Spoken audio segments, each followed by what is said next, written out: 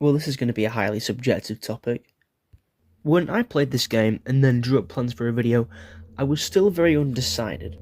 I played the game, enjoyed it despite some flaws, and then thought, hey, I want to share my thoughts on this in a positive sense first, only to see the remake being shat upon for, well, essentially the same reasons that I think gaming is going in the wrong direction, as I originally suspected. Link in the description if you want to check that video out. But yeah, I didn't originally think this fell into that category. Sure, some of the trailers were a bit worrying with them not really showing anything, and I had my suspicions then about it being either rushed or delayed or something, but apparently neither were the case. It's clear by this point, Supermassive Games and those associated know they can't top Until Dawn, or at least they can't top the popularity of Until Dawn. Whatever your thoughts on the game are, you cannot deny the impact the game had. Between this and Telltale's The Walking Dead, it really set the standard for branching storyline games. Something you see modern games trying to recreate only to fail miserably. Now, I don't want to seem hypocritical. I made a video a while back on why I think remakes and remasters are a growing problem in the video game industry, and I do still think that, at least for the reasons I mentioned. But with Until Dawn, it's a very strange case at that. Whilst it obviously didn't need a remake per se, since I'm a bit of a nerd in this certain topic, when it comes to something being shot really well, I get all warm inside. In my opinion, the remake has plenty of these moments, as well as improving upon the graphics tenfold. I also think the atmosphere is better in some areas, however there is no denying that some scenes are way off. Now, I'm not sure what team worked on it, but it's almost like this was the director going back and fixing things they didn't like about the first product, which was confirmed to be the case with Silent Hill 2, and it shows. But both Until Dawn and Silent Hill 2 fell into this trap, in my opinion, of removing fixed cameras and adding over-the-shoulders perspective for easier gameplay for newcomers, originally popularised by the Resident Evil 2 remake, if we're being real. Whilst I understand the appeal of this, I think it loses character, but if it's the original director's wishes, then, you know, who am I to complain? In that video I mentioned before, I spoke about the state of shipping games that are clearly not ready, and whilst that has definitely happened in the past with Supermassive Games, I'm not really sure that was the case here.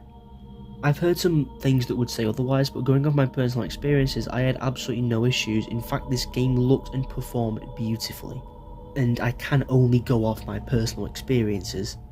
And you know, the characters look amazing. Huge props to Matt's redesign, by the way, looks so much more like Jordan Fisher, and I just kind of prefer that look. Feels like he didn't get done as dirty in this game either, but again, they should have done more with him, man. Wasted potential again. Now, this is the one thing that frustrated me. Matt, who was quite notoriously underutilised in the original, if you're going for a so-called remake, why not completely revamp some of his sections and use him? Even being underused, the potential is there to, you know, add some proper depth to his character that we see in the tower section, for example. Now, I don't want to call out the game for false marketing or whatever, but you cannot tell me this is a remake, more a remaster. Look at Resident Evil 2, that's a remake. Silent Hill 2, that's a remake. I go over plenty more, but all this game does is improve the graphics and tweak some sections and improve some shots. That's a remaster. But look, what I will say is I appreciate the post-credit scene. It added some depth to Sam, even if she of all people didn't really need it, about how the events of that night still haunt her to this day. I think it would have worked even better in a Soul Survivor scenario, to be honest, but like, it's fine. However, it's not fine if what some people are saying is true and it's teasing a sequel, because the game is perfect on its own 2 feet, and if they force a sequel, it's confirming something that I suspected as soon as they announced the remake. They are, one, recognising that Until Dawn is good, which frankly, you know, took them long enough. This has proved to me with the recent movie they announced they're making. I know, this might be the first time you're learning of it. Great choice of director in David Sandberg, by the way, but how is a movie of this possibly going to work? Unless they do what I did with Clue and release many versions in theatres with different endings. I'm sorry, that would go so incredibly hard, but they won't do that. My prediction for that is, and watch this space, is that it won't even include the Wendigos. It'll be a generic horror slasher exploiting the name to get people in seats. Just you watch. But no, the thing that it confirms to me is that, and it's taken this long, but they know they will never top Until Dawn. This was something I mentioned in my previous video. It's almost like they're giving up in a sense and resigning to the fact that they can't outdo it, and I think that's a mistake. You know, maybe they're trying to put it behind them to stop being known as the Until Dawn guys, but they missed that chance years ago when they followed it up with Man of Medan. Look, if you like that game, that's fine. I got a few comments last video saying how they enjoyed the game, and honestly, power to you. But in my opinion, that game does not live up to the standard set by Until Dawn. It has some interesting characters, not quite House of Ashes level, but Felicia's explored a bit, Conrad's okay, but the characters of the game aren't the centerpieces. House of Ashes is probably the only game they've released since where the characters are utilised somewhat correctly. Look, I got a few comments about this last time. I understand that Little Hope is their most character-driven game, but that doesn't mean they're good. They got Will Poulter for that game. Awesome, right, fantastic. But the twist sucks. Taking Little Hope and Man of Medan seriously is difficult when the characters are essentially just tripping balls and they're not facing any real danger. At least with Man of Medan it was kind of like, oh okay, you know, that sucks, but I didn't think they'd take this path. To Little Hope where you see it coming a mile away.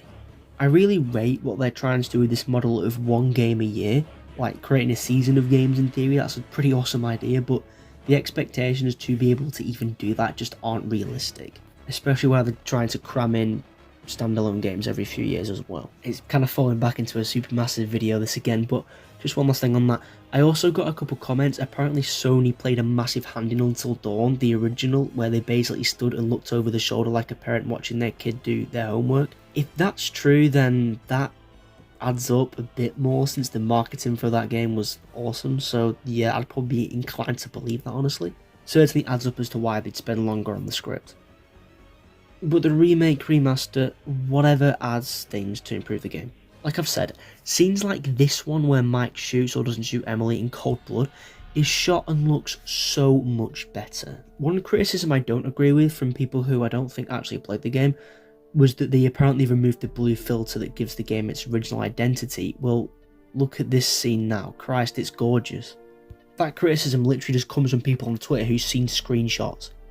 Yeah, the first hour of the game, I think they kind of messed up the lighting, but from there, it picks up. My only gripe is the rising music in the background, going back to that scene anyway, because I don't think it's needed. Oh, you're just making yourself feel better about sending me to my death since you know there's a Wendigo out there ready to rip me to pieces like it did with... Okay, oh my god, will you just go? Go, get out of here! Whoa, okay. Go, Mike, calm down. But for me, they make up for it by having Mike pull back the hammer, which gives it so much more weight, and also another chance to back out. Something of note, if Until Dawn offers you a chance to back out of something, you take it. There's a few instances like that which I saw in the game, it's just something I noticed. Something else that the remake helped me notice, and this is maybe a small thing, but Mike gets gutted. If Sam doesn't save him, the Wendigo slashes his stomach open. Brutal. That's something as well with the remake, the deaths look so much more brutal. If you disagree, that's fine. Like I said at the start, this is a divided topic. You either love this or hate this. There's no in between. It's always going to come back to this one question of, was this needed? Do I think it was needed? No, absolutely not. But did I enjoy playing it? Yes. I'll mention it again. It feels like a Silent Hill 2 thing where the director came back and flattened out an already perfect project to their liking. However, some creative choices are a bit too on the nose and are inevitably going to split opinion. Like I said, and I will stand by this, it's not a remake. If it were, it would have ironed out character arcs, given some more purpose, like they could have explored Emily a bit more, who on surface level, people love to hate because, oh, she's a bitch or whatever, but honestly, I think she's different. Like, she offers the game something very different than I think it needed. Sometimes, granted, it doesn't feel like she has her priorities in check and she doesn't really react to situations as she should, but it's inconsistent. Like, sometimes she does, sometimes she doesn't, so it's a bit mixed. But again, that's something the remake could have maybe ironed out to perfect her character, but it doesn't happen. At least she looked better than she did in the State of Play trailer. Like, why on earth did they think this was okay to show in the promotional material? I guess the same could go with Matt in some cases. The game treats them quite similarly, but it's a shame, you know, because they have their moments. I'm not saying every character has to be some deep enigma, but when a game spends more time with its protagonist than it does its villains, it's got to at least try and do something. And I said this last time, but that's what every supermassive game should be about. Props to House of Ashes with a Quarry, who accomplished this to varying success. The casting of Frank Stone tried, but you've got Linda and Sam who have a pretty good dynamic. Maddie as well had potential, but it gets lost in its multiverse crap. I'm getting sidetracked. The remake of Until Dawn is a curious case of an old game maybe getting a legacy sequel. I'm very unsure as to how they'd even do that though. What could it possibly be teasing? The voice? Who could it be? Seriously, any ideas, put them in the comments because it's beyond me. Maybe the remake was them trying to recuperate losses because Supermassive are clearly well beyond their budget now. I actually missed games like Hidden Agenda and The Impatient, which according to some of you aren't bad. I may have to check them out at some point, but anyways. Thank you for watching. Honestly, it's a bit of a tricky topic, the remake. Like I said, it's a divided situation, but I appreciate the positives, but the bad is really bad. Feel free to put your thoughts in the comments. I'd be interested to see some more thoughts on the remake because the ones I have seen have been pretty few and far between. They mainly just come from a post on Twitter where people were just shitting on the lighting. It may lose its identity and character in that first hour, but certainly regains it as it goes on. But one does wonder what they were even trying to accomplish with this game, because they knew people would be into this, but tell me seriously, apart from State of Play, did you ever see any promotion for this? But thank you for watching. If you want to see more videos like this one, then please consider subscribing, it really helps me out, and that's all I've got to say. Speak to you soon.